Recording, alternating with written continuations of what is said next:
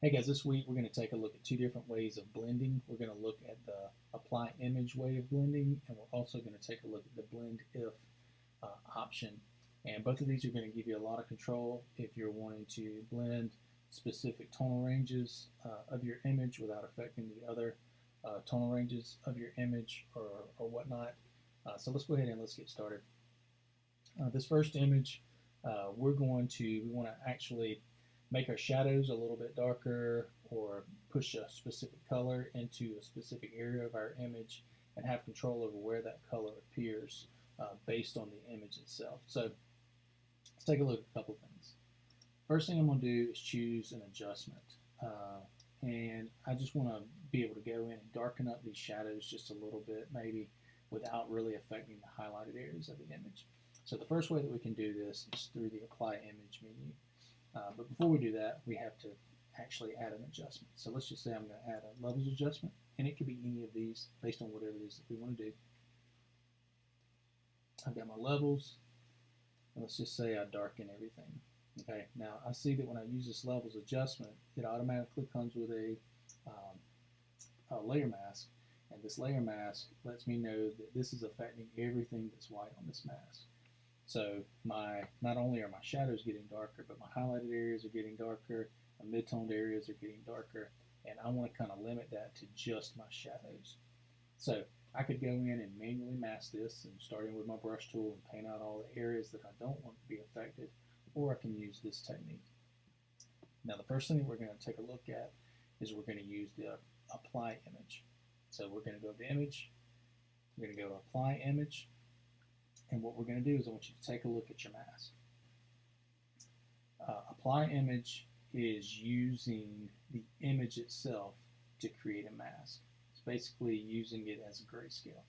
So this is my mask, and if you understand layer mask, we know that white reveals an adjustment. So this adjustment layer, everywhere that is white, you'll see it. But as it gets closer to black, it's going to actually hide this adjustment. So my levels adjustment is going to be visible right now, according to this mask, in the white and gray areas. But as it gets closer to black, you'll see that that adjustment is not going to be visible. So let's take a look at it. Let's turn it on and off. Okay, so this is this adjustment. If I want to flip this and I want it to take effect into the shadowed areas and hide it in the highlighted areas, I need to be able to invert this. So I'm going to click invert. You're going to see that it's changed. You're going to see my mask is changed. And everywhere that it is white is where this is going to take effect. Now I can control how light this is through opacity. I'm going to leave my blending on multiply. And I'm just going to click OK. Now if this is too dark, or if it's affecting too many areas, what I can do is I can take this mask and I can perform a destructive edit on it through the image adjustment levels, and then I can make this physical mask lighter or darker. So I can control it this way, and I'll see that it has an effect on my image as a whole. So if I darken it, see that it's changing where this adjustment is visible because I'm making the darker areas darker and making the lighter areas lighter, or vice versa. So that's one way to do it. You have a lot of control over it that way. And you can still go in and you can turn your opacity down if that's too much. You can change your blending mode and stuff like that. So we'll look at that in class. All right, using that same principle, let's look at it if we were actually using a color instead of a value change. I'm just going to say layer. Let's introduce a new solid color layer. So this is my color. If I wanted to push this color into my shadows or my highlights, I could do the same thing that I just did. Image, apply image.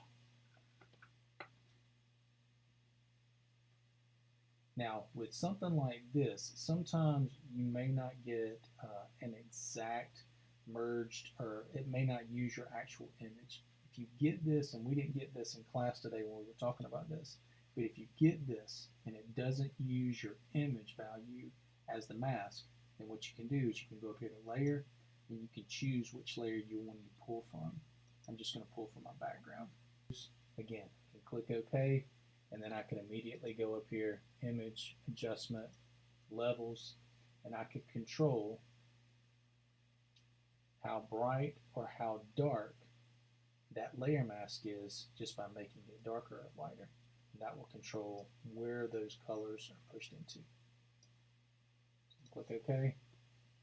That is one way of blending.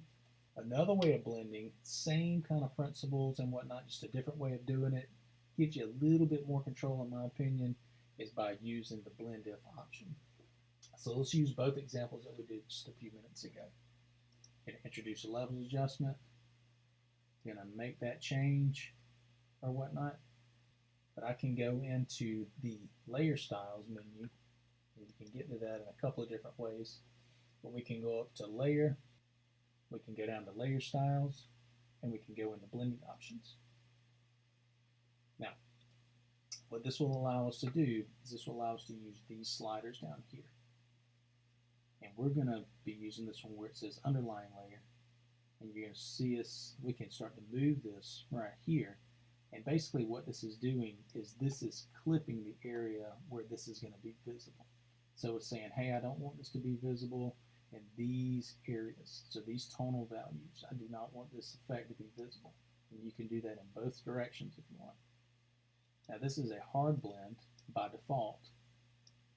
And what you can do is you can actually split these sliders. So this is what's actually happening. There's no levels adjustment visible in these tonal values until it hits here. And within this range, this RGB range, for this one right here, 79 to 168, this range is visible. So that's where this levels adjustment is gonna be visible. As it enters out of this and gets into the highlighted areas, or out of this and enters into the shadowed areas, this adjustment is not visible. But we see that this is a hard transition. So the way that you soften this is you have to split this slider and you have to make that blend gradual. The way that you do that, hold Option, click the slider, and now you've actually broken it apart. So you can make that transition gradual across that tonal range. And the same for this one. Hard transition. I'm going to split that slider. I'm just start pulling this in one way or the other. Click OK. Before and after. And then again, since this is a layer, you can still control its opacity. You can still control its blending mode. And let's look at this with color again. Let's say layer, solid color fill. We can go to the same area, layer, layer style, blending option. And I just want this color to be visible in the shadows. So I'm going to start clipping out the highlights. Highlights are coming in. They're not going to be affected by that color. And then when I get it kind of in the range that I want, I'm going to start to soften that by splitting this slider and then softening that transition. And if I want to clip it out of the shadows also, the dark shadows, I can do that as well.